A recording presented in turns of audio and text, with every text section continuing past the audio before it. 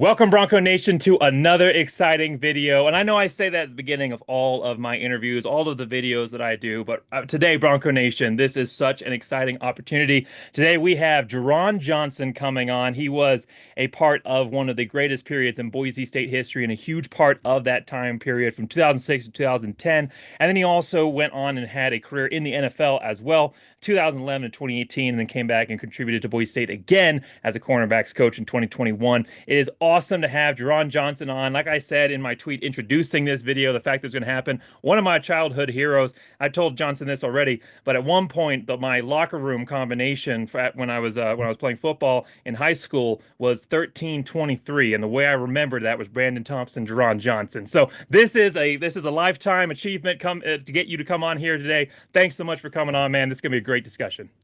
Oh man, thank you for having me. Appreciate you. Well, you had an illustrious career at Boise State, 328 tackles, 8 interceptions, 3 forced fumbles, 13 tackles for loss. You were the leading tackler from your redshirt sophomore through senior year, 2008 to 2010. And you also, at the time, were only the 13th player in school history to have over 300 tackles. And then you went on to the Seahawks as well, had a long career with them, 70 tackles, and were contributed to the Super Bowl 48 championship team as well. You've had a very, very long career, both at the collegiate and at the NFL level. What's it like now, just kind of sitting back and looking on all of those achievements that you had as a player? Is it almost surreal just kind of looking back on that time in your life? Not really, man. I don't really think about it too much until you get into conversation with others. And then being back at the Fiesta Bowl, this past Fiesta Bowl in Glendale with a bunch of former teammates and players, and we kind of reminisced on our time there. And that's when you kind of really realize how special of a thing I was a part of. Well, you talk about being part of something incredibly special, and you really were. I mean, you had yourself, Brandon Thompson, as we've already mentioned, Kyle Wilson, George Loca, Jamar Taylor, just to name a few. Jamar Taylor was a backup when you were playing there. That's how good that secondary was. And all of those guys went on to have either NFL or coaching careers or both. You guys were part of something very, very special there, and things of that nature don't just crop up out of nowhere. Can you talk a little bit about who were some of the leaders in that secondary, in the defense as a whole, and what you guys did to set yourselves off a little bit differently from some of the classes that had come before you? Coach Yates did a great job of recruiting at that time, man, and getting us all in that room together. We were a lot of underdogs. I think Jamar, he had a chance to go to USC, but they wanted him to play safety or something like that. George was underrated. I think he played like wide receiver in high school. Me, myself, I played middle linebacker in high school. Kyle Wilson, we went all the way to New Jersey. He was, didn't have any scholarship offers. So, and then Coach Pete preached that chip on your shoulder mentality, the underdog mentality. And it was really our lifestyle. That's what we were. We were underdogs. So being able, you got your coach preaching that, and it's like you truly believe it because that's what you are. I had one scholarship offer, and that was Boise State. So, we all got together as a collective, and we just were competitors. We competed amongst each others. So George and Kyle were my roommates, and then once Kyle graduated, Jamar moved in. So it was like that in-home competitive, like, oh, you got an interception, I'm gonna get one, or you made a play, I gotta go do something. Just because it was always that trying to not outdo each other, but just, raise the bar and meet the others' expectations. You talk about that underdog mentality coming in, under recruited, overlooked. Was there a point when you all looked around together as a group and realized that you had something special? That is, yeah, like I said, we look back on this in Boise State history as one of the greatest secondaries in Boise State history. Was there a point that you guys kind of realized that you were achieving at that level? Or were you just kind of too close to it, just living in the moment? I think me personally, I just knew I was confident in who we were. Um, as far as how good we actually were, I think I was just in a moment. But I was confident for sure in our abilities. We knew each other's strengths. Um, and just we played well off of each other. I was in a boundary with Kyle. He knew he was by himself. You're on an island, bro. Like I don't look for too much help from me. And then you had George and Brandon to the field with Winston and I think J Rob and the other guys who would play that nickel position, and they watched film together. So they would watch tendencies and they knew exactly what they were doing over there. And it just worked. And then we talked about this at the we had about 15 guys off that defense go to the NFL. Tyrone Crawford, who was coming off another guy coming off the bench. We had so many guys. It was like we were special, like not just to the secondary. We were special defense. Yeah. Well, by the time 2009, just jump a little bit ahead here in your career, by the time 2009 rolled around, you guys had proven some things. You'd gone undefeated in the regular season the year before, a really close game, 1 point there against TCU in the Poinsettia Bowl. And you guys came into 2009, I think, with some elevated expectations. Could you feel that there, I mean, obviously that ended up being a very special season. Could you feel that there was an elevated level of expectations around this team from the fan base, the media, and even from internally in the locker room itself? Within us, we knew we should have won that TCU game the year before. So that left a bad taste in our mouth. And we were hungry. We were hungry. And once again, we're still young. You got to think that that senior class from the next season, it was only like three or four of them. So we're all juniors and sophomores, and we've most of us have played since freshman year. Austin played as a true freshman. Brandon played as a true freshman. Titus, all these guys came in, and now we're juniors. We've got experience now, and we just knew we had confidence. We had confidence on defensive side of the ball. I know, speaking for myself, if we're ever in a situation where we got to come down and get a score, I know 11 is going to deliver. I know that offense is going to deliver, like without a doubt. And defensively, I trusted my guys around me to just make plays, and so we had the utmost confidence in ourselves moving into that next season. Well, that confidence was also built around a core point of motivation coming off of that bowl game the year before. And part of Coach Pete's vision that year was the 2% better. It was something that he preached. I've had a couple of your teammates, Richie Brockel, Winston Venable, Hunter White, and Kyle Brotzman have come on, and they've talked about what that meant to them and how the team executed that. Can you talk to me about what 2% better meant for you and how you individually worked to get 2% better? It was just pushing yourself, just push yourself, pushing that man next to you, and it was just get better. Just it's gonna take time, and just grind it out. It was a grind, especially those summer workouts, the winter conditioning, and everything we do after that loss. Uh, it just got us. It prepared us. It prepared us. It prepared us.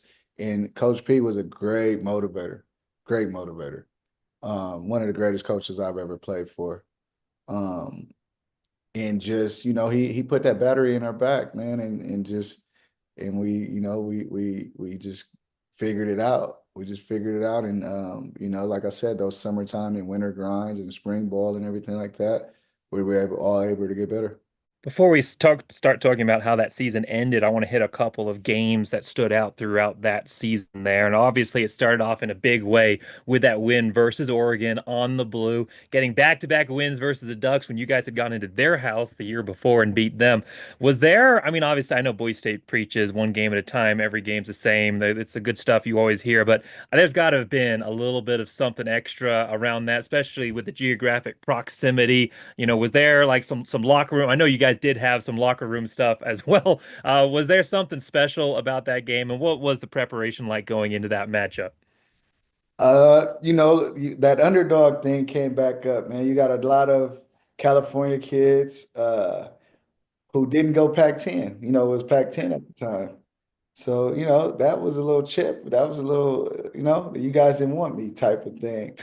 Um, and then it just, the locker room material, they owe us a whooping and all of that.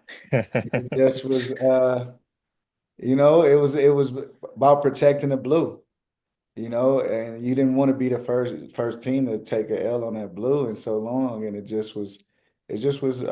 we just were ready to go, man. Like I said, we had confidence. We had the confidence. We knew we could get them. We beat them the year before. We shouldn't have made it as close the year before. Um, and then that just like those home games back then, man, it was electrifying. It just gave you a different type of juice during the games. Well, let's talk about a couple of those home games before we move on to talking about the Fiesta Bowl. I already mentioned it, but that Nevada game, that was something else. That was a special moment. Pouring rain. I mean, that was a cold one, and you guys came and rallied through and won that game. Can you talk a little bit about that matchup? I mean, obviously you had Colin Kaepernick coming in and doing everything that he did during his time when he was playing in collegiately. Was that a game that felt? I know that it is now a look back on as a rivalry moment, and a big part of that is because of what happened the following season, which we're not going to talk about. But did it feel like a rivalry at that point? I mean, you guys had come off a couple years before with that four overtime win on the Blue, and so there'd been some real close ones. Well, can you talk a little bit about what that game meant and what it was like playing in that matchup? The Nevada that was a rivalry for us. And it almost felt like every team in our league or in the WAC was a rivalry, honestly, because we were the big dogs. We were the ones that your season is made if you beat us, and we knew that. And Pete did a great job of every game's a championship game. So, but the Nevada games were special. They were special because we knew they had talent. Kaepernick, we knew what he was about. We knew what he could do. That was always one of my favorite games because of the game plan. I was pretty much spying Kaepernick. So I always liked that. That matchup. But it was in that game that our freshman year when he went Yep. ridiculously crazy on us. I think that started the rivalry because of how well he did in that game. But yeah, those were always fun games to play against them because they did a good job of talking until you beat up on them. So unfortunately, the next year it didn't go our way, but I always loved those matchups. One final game to talk about before we actually talk about the Fiesta Bowl here, and one that was certainly a rivalry, but one that was not nearly quite as close is the game against Idaho, and that was the last game at Boise. In 2010, you guys were playing at Idaho, and then it was done. That was the last game at home on the Blue versus Idaho, and it's a rivalry that just I think it still exists in the state depending on where you live and what your age is. But I mean, a lot of the players on the team now they don't know about Idaho, they don't play them anymore. Can you talk a little bit about what that rivalry meant as a player at Boise State, and then what that game it signified, again, being the last time you guys played them on the Blue? DAV, DAV. That's it was like we're playing for the state. We're playing for the state, bragging rights. That's when all the undercover Vandal fans would come out in Boise, and we just wanted to make a statement against the little bros every year. Every chance we could get. That hat you're wearing, that logo, I always wanted to have that on our helmet when we played them to let them know it was Bronco country. Um, so yeah, I always wanted that logo. When they came back with it when I was coaching, I was Yeah. glad, but we're not playing them anymore. Rightfully so. They don't deserve it. But So you wouldn't want to see the rivalry come back. is it worth it? Yeah, that's true. They FCS they now. they they benefit from it. We don't necessarily benefit from it. It's true. But yeah, I never lost to them, to be honest. So, but it was just always that state bragging, right? We're not close at all.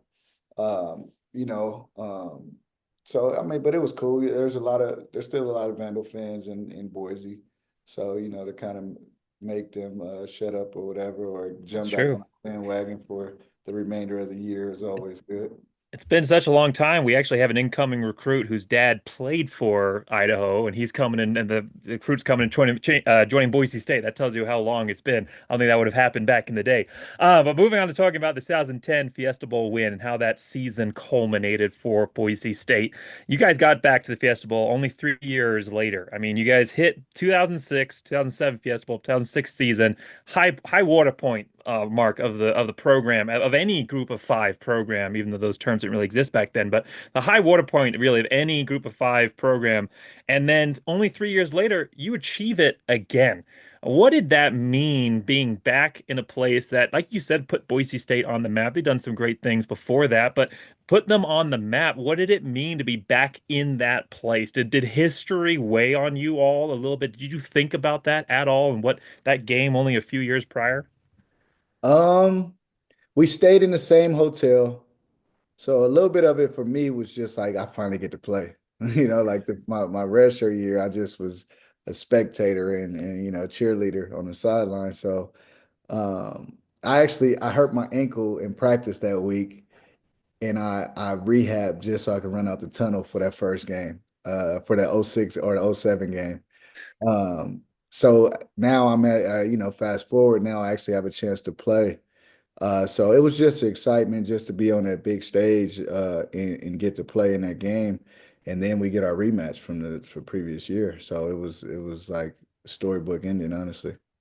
Did the opponent that you were facing, did that change the meaning of the game a little bit for you? Absolutely, absolutely, absolutely.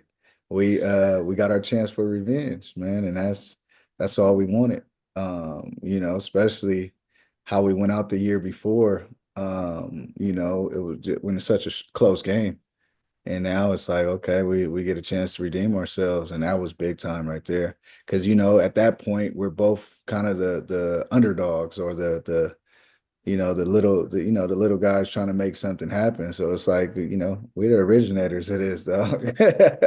We've been here. This is us. Well, that was a total team win. You guys had great moments in offense and special teams. You dug Martin Hurtland over the top. You had the fake pass from Kyle Brotzman to keep the drive alive. But at the end of the day, that was a absolutely dominant defensive performance. And so, like I said, team win, but the defense played absolutely lights out. What was the game plan like coming into? We changed our entire defense that game. If you can recall the year before, they ran to the boundary a lot, to the weak side, and were able to get a lot of yards. We put more DBs on the field, moved me down to like a weak side linebacker. Kyle kind of went high as a safety. We changed up our whole defense. If you can recall, I believe Andy Dalton came out and called a timeout the first play of the game. He came out because he's looking at our defense like, what is this? So yeah, he called a timeout, and that's when we got him. And then that's when Kyle came in on that corner blitz and blew him up. And it just was we had it rolling at that point. Once he called that time, like the first play of the game, like you come on and call that time. Like we got him. We got him. So it was, yeah, like me and Winston were playing like a linebacker role. The coaches, our coaching staff came up with a great game plan for that week. And it worked, man. It worked. We executed it well. Everybody did what they were supposed to do, and we came out with the dub.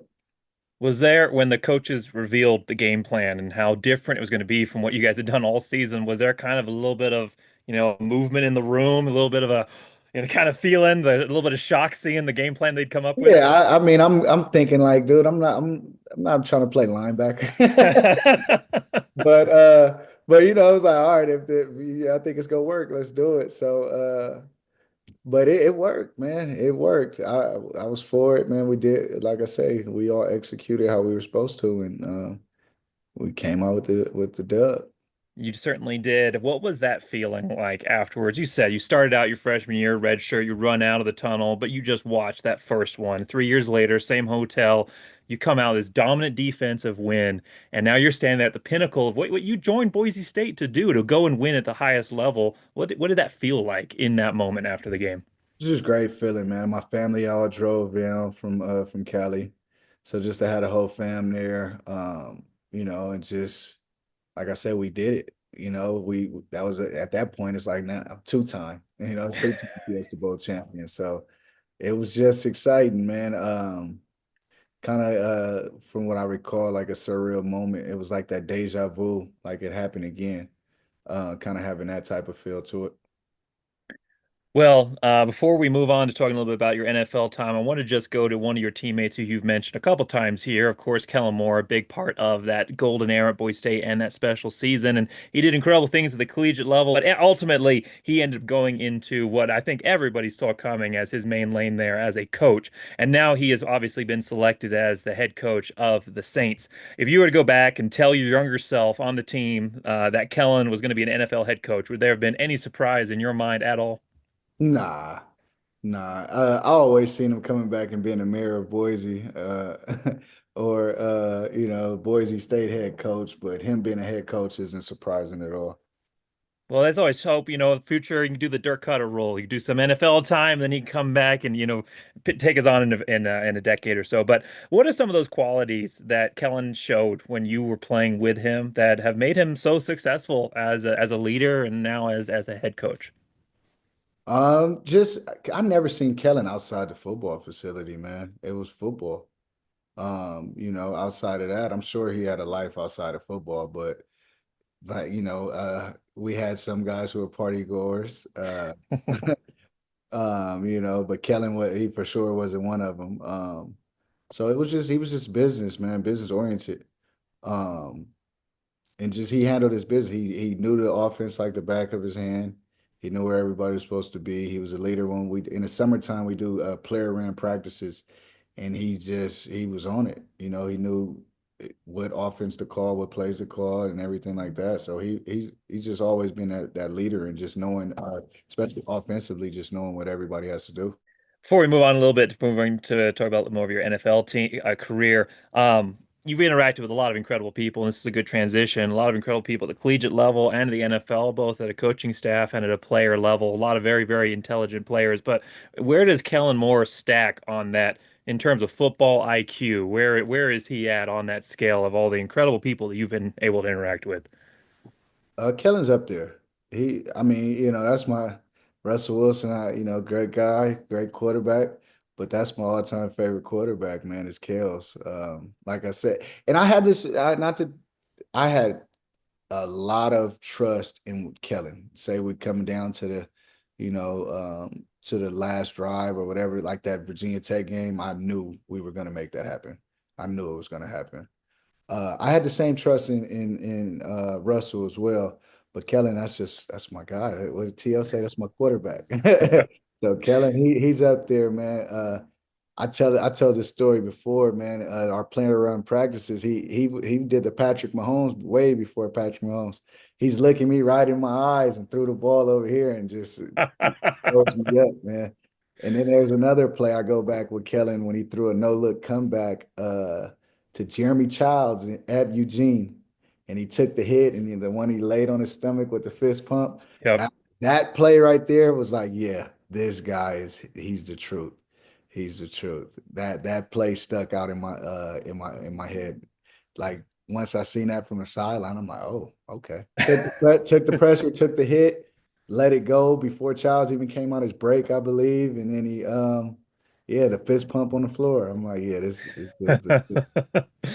I mean, I do want to actually ask one more question about that. You got to go up against Kellen in practices a lot. How do you feel like that made you better as a playmaker, having to go up against a playmaker like Kellen Moore?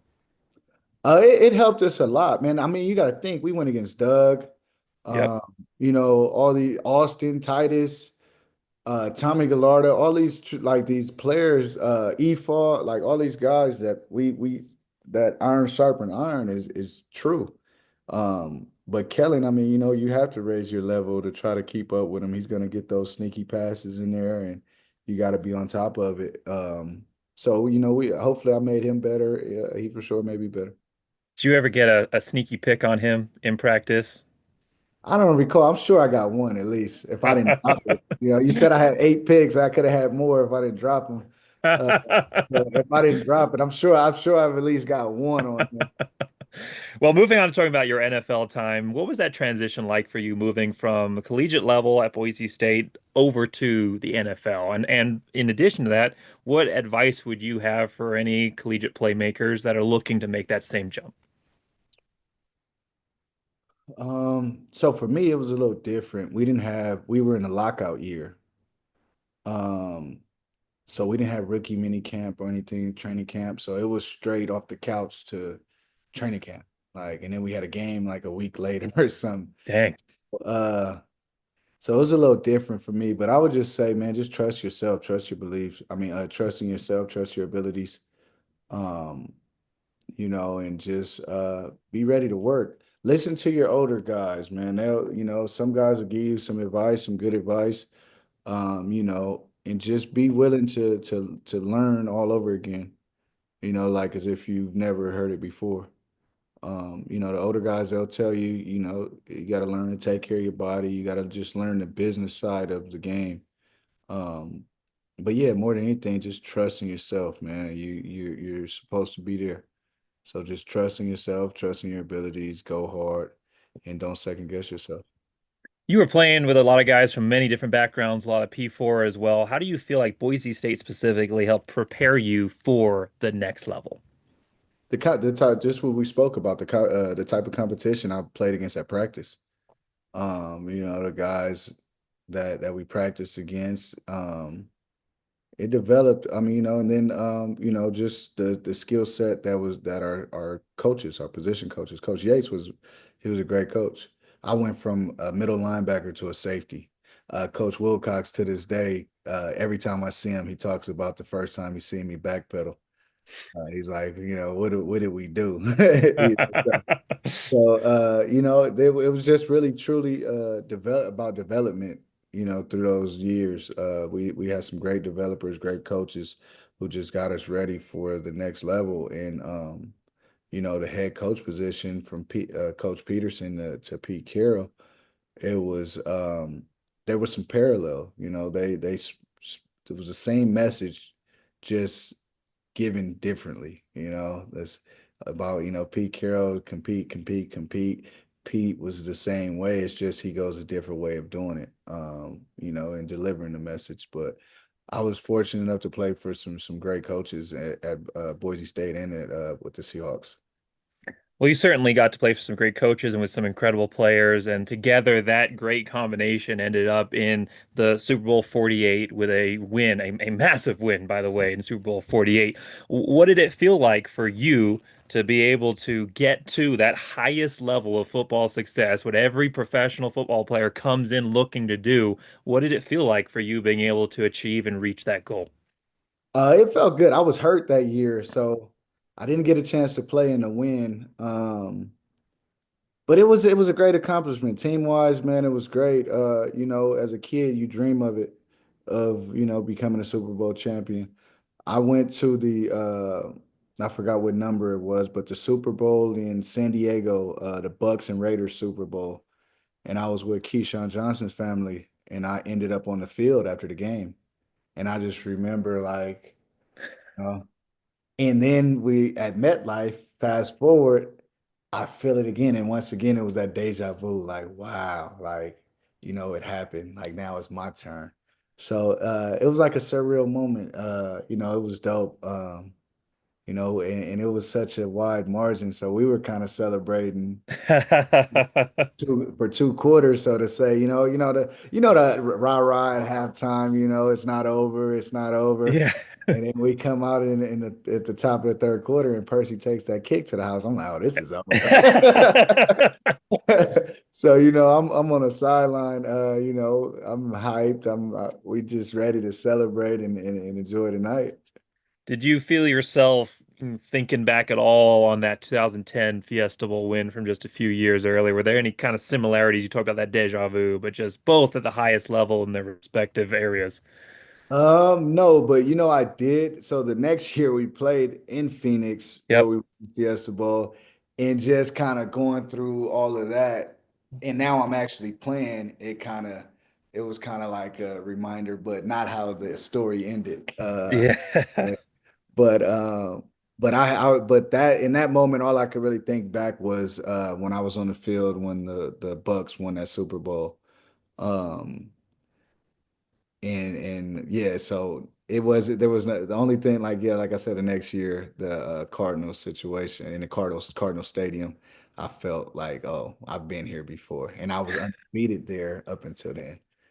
Well, it wasn't the defense that lost that one. That was a running back call not to go for that fourth the second and goal, but we're not going to talk about that. But Yeah. anyhow, moving on to talking about some of those similarities between some of those great playmakers. You've already mentioned Kellen Moore a little bit, and Russell Wilson and Pete Carroll, Chris Peterson, but there's another player that you got to play with who I did just mention there in Marshawn Lynch. And you got to be part of kind of his growth there. I mean, his your first season with the Seahawks was his first 1,000 yard season that he'd had with them. He had a couple with the Bills before, but that was his first 1,000 yard season with them. And then obviously in 2012 he ended up topping 1,590 yards, so still top 100 all time for NFL running backs in a single season.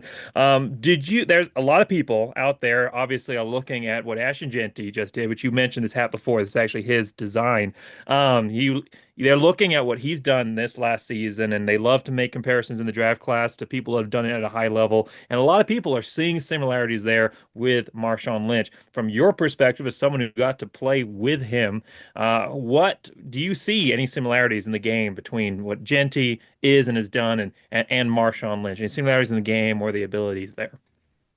They're both tough to take down. They're both tough to they're not going down on that first contact. That's and they both have dreads. But yeah, I mean I think Genty's a special kind of back. He's a little different than Marshawn. I think he's a little bit more elusive than Marshawn. Um, he's smaller than Marshawn, I believe, in stature as well. But I think Genty's gonna be great at the next level. You know, comparison is good, especially when you're being compared to somebody who I think will be a Hall of Famer one day. But I think Genty's his own type of person and own type of back, honestly. Yeah, Boise State has had an incredible history of running backs, and you got to play with a couple of those guys that just achieved it at the highest level. I mean, you mentioned Doug Martin, of course, but you were with Ian Johnson in his first year, and Johnson, Jeremy um, Jeremy Avery, Avery, and I mean, DJ Harper. Yeah, DJ Harper, man, if not for the injury, he might have done Yeah, what Jeanty did. exactly. I mean, Exactly. he was amazing and special. That's I mean, just this is a side tangent, but I mean, just to look back on a locker room that at one point you guys had Doug Martin, Jeremy Avery, DJ Harper, and I believe he had Ian Johnson as well. If you look at the 2007 season, I believe they were all on the roster at the same time. I mean, Yeah. that is So you know what's so crazy? The running back room was so full, we brought Doug over to defense. yeah, you did. He was playing Yeah, linebacker. yeah, Doug was at nickel, Yeah, and nickel. Wilcox loved Doug. Like he's just this freakish athlete. We gotta have him. And I'm like, this dude needs to be. He's not a defensive player. Doug is not a defensive player. Get him on the other side, back on the other side. But yeah, that I mean, the stable, and that's credit to Keith Bonifa, man. He was able to bring in some good backs, man, and develop them. So, but yeah, that's crazy. Jeremy, if he's a little bit bigger, I think he goes to the next level and gets an opportunity. DJ doesn't get hurt. He for sure gets an opportunity. And we see what Doug did with his opportunity Yeah, he did. so it just once again it's a testament to the development of that coaching staff back in on that run. They recruited well and developed them. Yeah, Jeremy Avery is one of my all-time favorite, somewhat underrated players and what he was able to do at Boise State. I mean, we talked about it earlier, but that 2007 4 OT win, he ends up scoring the final 2 point conversion for Boise State and that little from Tharp, the little pass and then his speed was just incredible. He was a great player to Peanut, watch. Peanut, that's my boy, man. We actually we met in high school at an all-star game because we're from the same area, and we played in the all-star game together. And I think he was a late signee. So I was already committed and signed to Boise. And then I show up in the locker room and he's there at Boise. And I'm like, the hell you doing? He like, oh, what's up, bro? It was just all good from there. Yeah, so yeah, Peanut, great dude, man. He was a great teammate, competitor. Like I said, if he was a little bit bigger, man, I think he gets a shot at the Yeah. next level.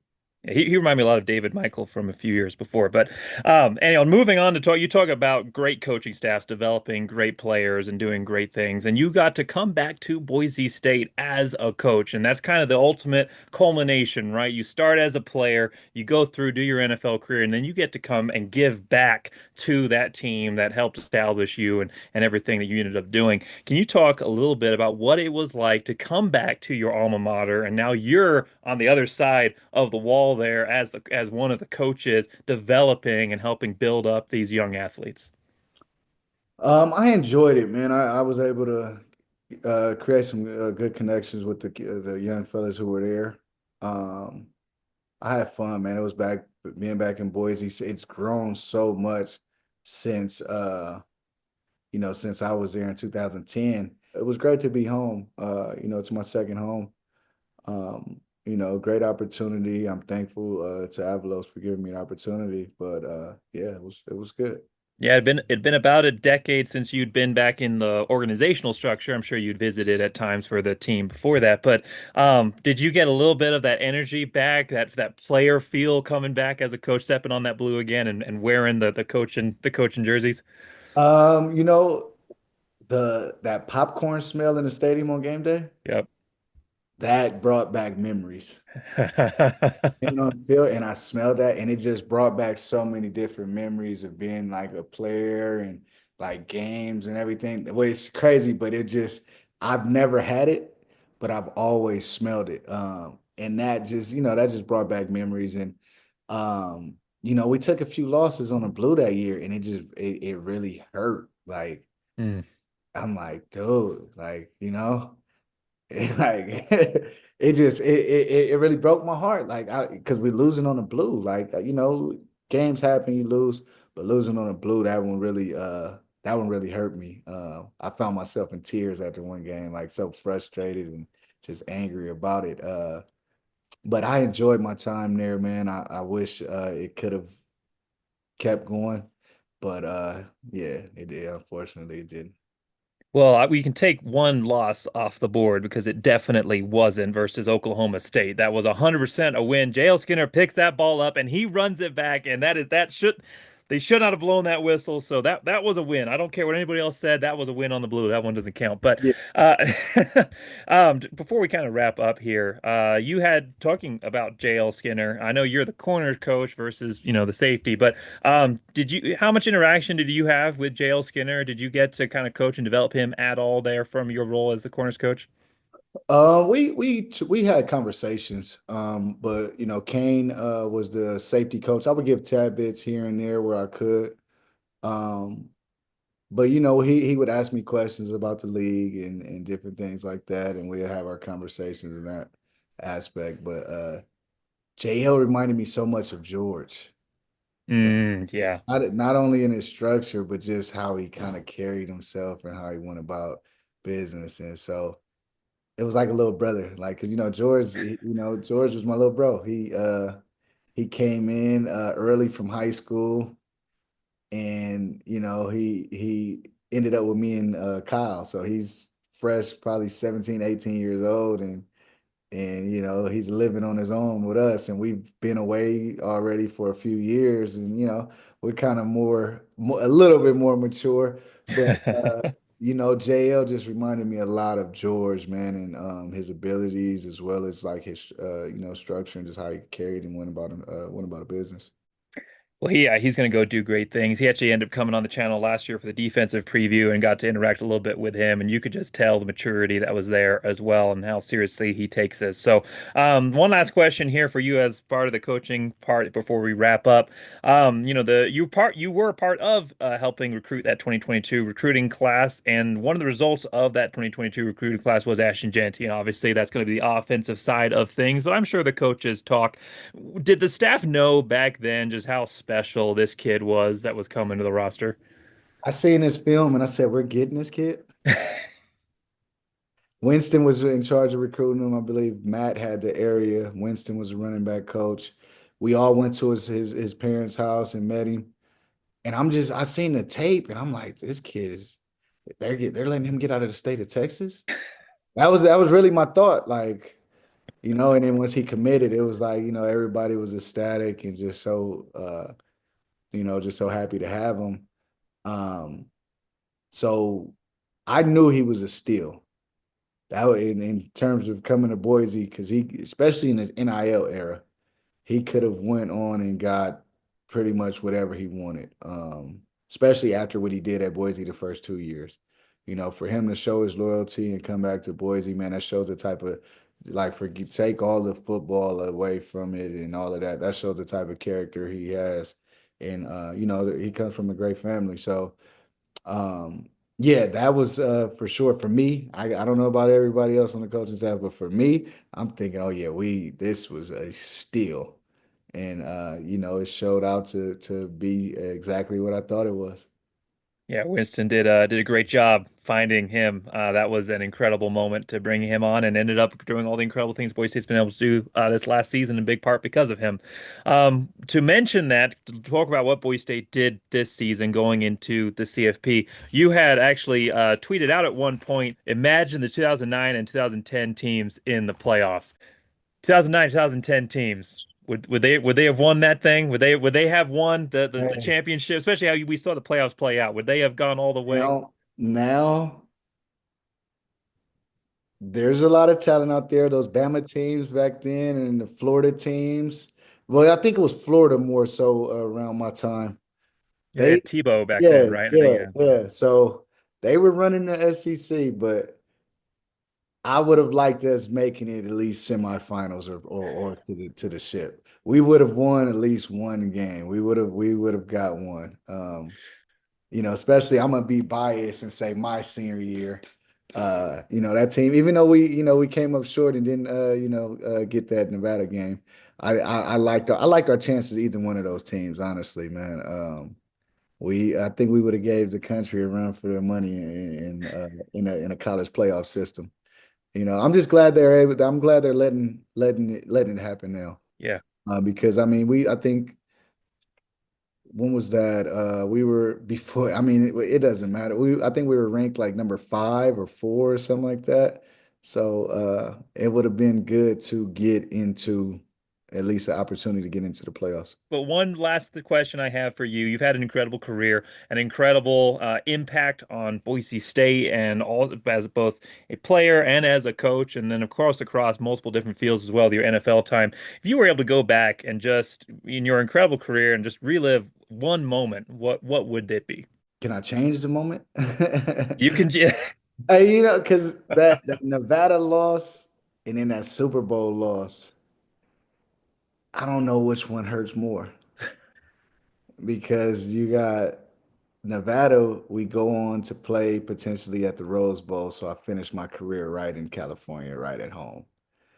The Super Bowl, obviously, it's a two-time Super Bowl champ. Um, and the way we lost them both it's heartbreaking. So if I could relive, I would change both of those two outcomes. But I think that Fiesta Bowl, the 2010, do that one over. Relive that one because that was, I actually participated in the game, big stage, we won it. Like I said, we all celebrated together at the end of the night.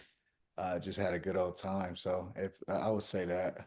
I've fortunately been able to win at every level, high school, college, professional, and I never won in Pop Warner. So I'm chasing my Pop Warner championship now, coaching my son and my young boys, man. So yeah, we're coming for it. Bellflower Buccaneers coming for a championship this year.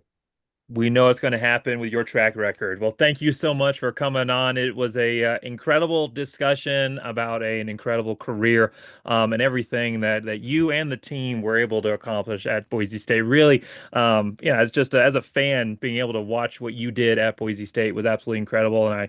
And just thank you for coming on and for having this discussion with me. This was a great conversation. So thank you so much, everybody, for sticking all the way around to the end. If anybody has any thoughts or comments on everything we've talked about, any of your favorite moments from this incredible career, from the golden age of Boise State. Anything that we've touched on, we'd love to hear your thoughts in the comments below, and I'll definitely be looking to reply to as many of those as I can. So thanks so much for coming on. Make sure that you guys like and subscribe because we'll have some more great videos coming out. I just did a video with incoming Boise State recruit Cameron Jones, who had a lot of Power 4 offers and chose Boise State. I've got another recruiting video coming up with Chris V from Bronco Nation Updates here in a little bit. I'm trying to put out a recruiting highlights and a little bit of analysis video as well. So there's a bunch of great stuff. There'll be the 2025 football preview series. I've got my guests lined up. I'm not ready to announce who they are yet, but I've got all the guests lined up. So ton of off-season content. Thanks everybody for sticking around all the way to the end. Jeron, thank you so much for coming on and doing this interview and then being willing to sit down and take up so much time talking about everything that you were able to do in your incredible career. No doubt, man. I appreciate you, guy. I mean, appreciate you for having me. Bronco Nation, it's all love, man, and bleed blue. Thanks so much for coming on. Thanks everybody for watching all the way to the end. Make sure you like, subscribe, and as always, go big blue!